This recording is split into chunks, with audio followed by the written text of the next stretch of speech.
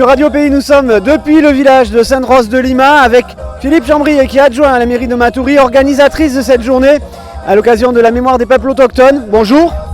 Bonsoir. Bonsoir plutôt. Oui, bonsoir à tout le monde. Philippe Chambrier, c'est une belle journée, il y a eu beaucoup d'animations organisées aujourd'hui, dites-nous. Complètement, donc il faut rappeler quand même que c'est la journée internationale des peuples autochtones, normalement qui est célébrée le 9 août. Donc le village de Sainte-Rose a décidé de le faire le 6 août, ça tombait un samedi, donc le week-end plutôt que la semaine pour pouvoir faire beaucoup plus de partage avec les personnes qui seront libres ce week-end. Voilà. Alors il y a eu de nombreuses animations, est-ce que vous pouvez nous faire une synthèse du tir à l'arc, des concerts, des danses? Bah écoutez, ouais, effectivement, il y a eu l'initiation à un tir à l'arc traditionnel, je précise bien. Il y a eu aussi un concours qui a été d'ailleurs gagné par monsieur Narcisse du village Norino. Donc voilà. Sinon, il y a eu aussi des prestations des différents groupes traditionnels du village de Sainte-Rose de Lima, du village de Cecilia et aussi du groupe Wabokoa du Suriname. Et donc aussi dégustation de cachiri, des artisans qui vendaient aussi de la vannerie, de la perlerie.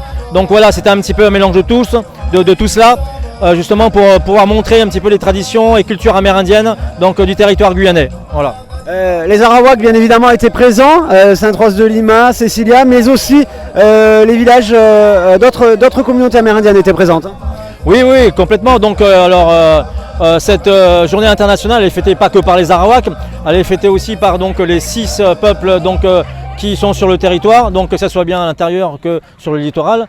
Et donc oui, c'est une journée. Alors effectivement, certains peuvent dire que c'est un petit peu, il faut pas que ça soit que festif, mais en même temps, et je le répète encore une fois, cette manière aussi des artisans de montrer un petit peu leur art, que les jeunes prennent la parole et qui parlent en arawak, qui dansent aussi, que les jeunes puissent danser aussi la tradition. Donc c'est une forme de militantisme aussi.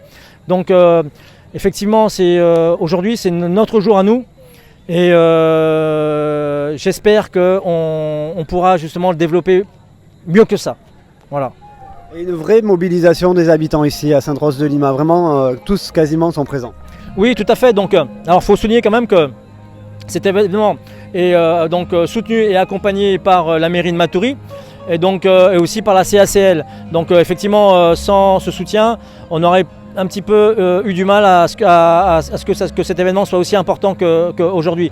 Alors il faut savoir une chose, c'est que c'est une première fois où on a mis en place un tel événement à Sainte-Rose de Lima. Donc espérons que l'année prochaine, on va monter en level. On sera présent l'an prochain pour revenir. Merci beaucoup Philippe Chambrier.